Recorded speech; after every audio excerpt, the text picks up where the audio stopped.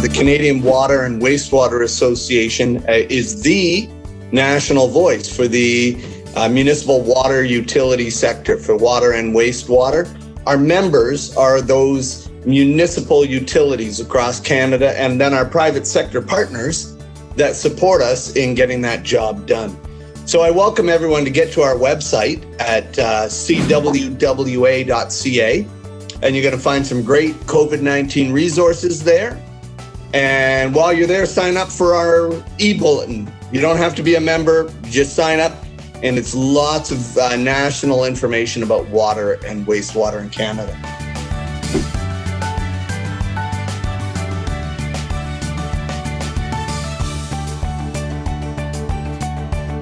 Yeah, well, that's exactly it. We're coming into new waves.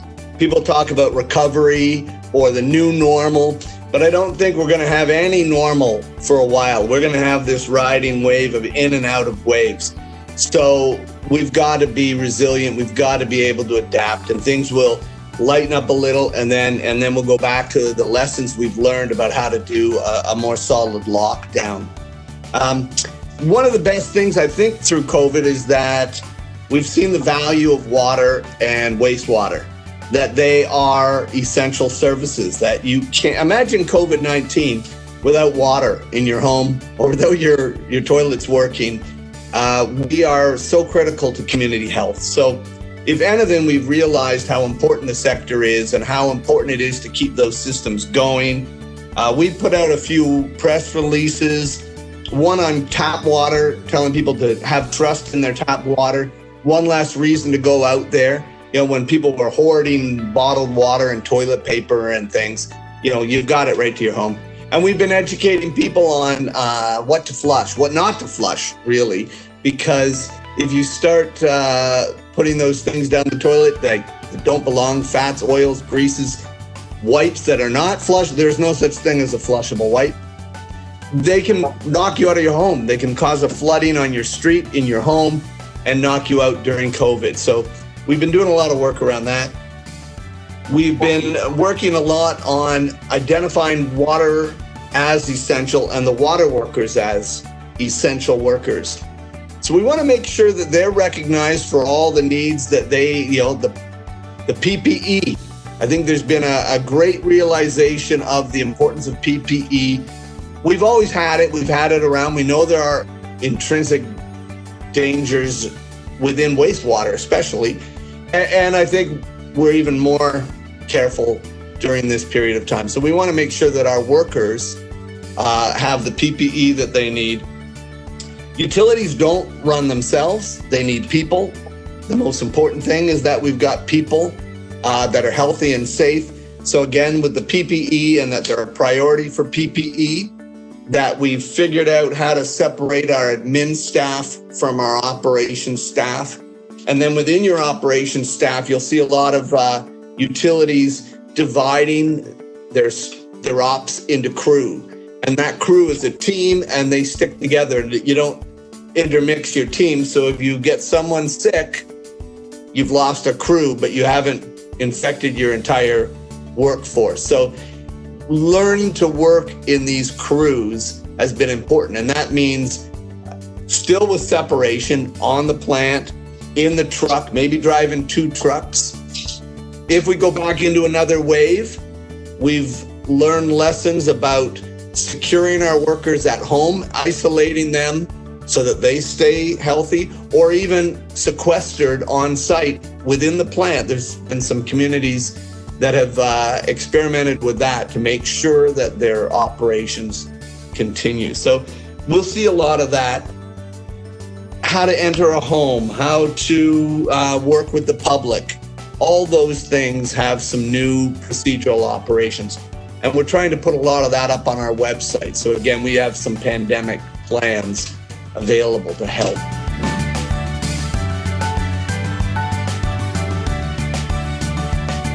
So we are the ones that are your water experts. I already talked about, convincing people to trust their tap water and educating people on what not to put down their toilet, because it doesn't just create a nuisance for wastewater workers. It endangers you and your community. But in that debate about where is the boundary line, where does our responsibility end? Is it at the property line? We bring clean water down the street, it takes a turn to your property, and at what point do we stop having responsibility? Well, the reality is we are your local water experts, and we expect that you're going to go to us and your local health unit. You know, there's provincial responsibility, health units, municipality, and the homeowner. And I think we need to work together. So we're providing a lot of educational materials.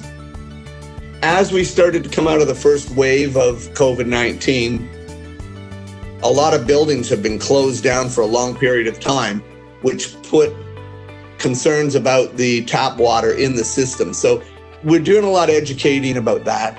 Then there are wider issues like lead piping, lead services, which add to concerns with stagnant water, Legionella in some large buildings with cooling systems. We've been able to provide some guidance on how to address Legionella. You need to work with your health unit and professional engineering on issues of that scale, but your local municipal water sources could help, or at least get you to the right place.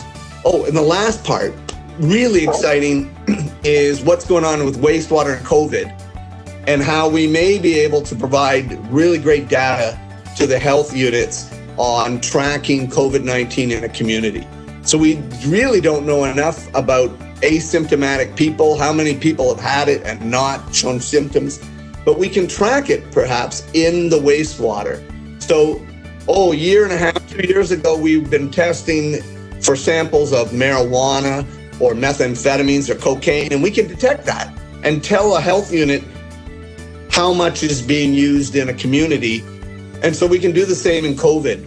And tests are underway. There's a coalition with the Canadian Water Network, putting several universities together, working with the federal government to find a great way to use our wastewater tracking to better educate our health units and know what we need to do in what concerned areas.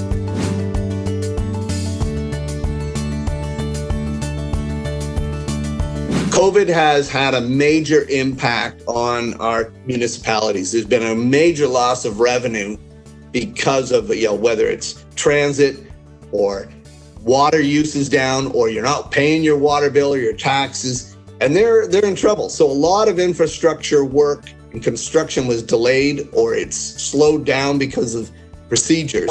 So you need to prioritize what is important, what's a must versus a like to do.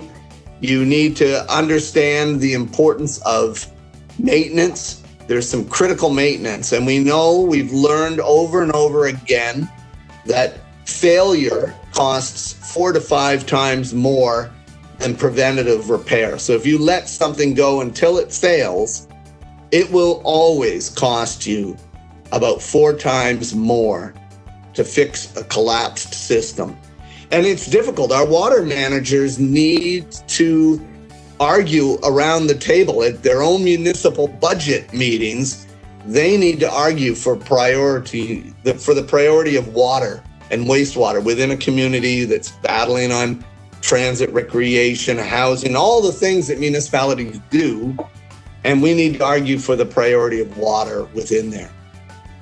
But there's some good news coming. Federal government has been very supportive in infrastructure money over the last few years. This government has put a commitment of $100 billion in infrastructure, $20 billion announced specifically for green infrastructure and water, a lot in First Nations. Now there's a specific, I think it's $3.3 billion resilience fund to deal with COVID-19. And I think that water utilities can make a great case for the need to adapt, what we need to do to adapt to make sure our systems operate safely. If there's equipment needed or changes that need to be done, or critical maintenance that has to be done to ensure a community has safe water. I think those would all rank as major COVID priorities. So I would hope that our members are able to work their grant applications under this philosophy and get what they need.